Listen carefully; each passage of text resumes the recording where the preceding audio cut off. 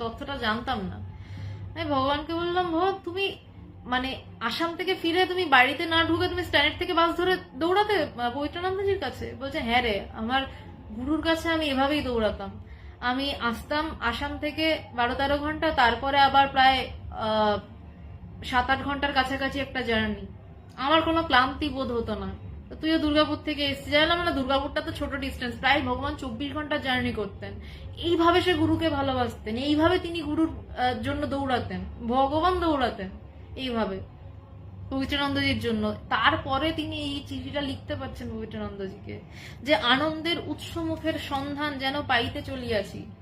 আনন্দের উৎসমুখের সন্ধান পাওয়া ভীষণ সহজ, কিন্তু তার জন্য গুরুর প্রতি যে ভালোবাসাটা লাগে সেইটা না হলে আনন্দ উৎসমুখের সন্ধানটা বাড়িতে বসে বই পড়ে হাজার শাস্ত্র পড়ে কিছুতেই হয় না। তাকে গুরুর দিকে দৌড়াতেই হবে, কারণ আমাকে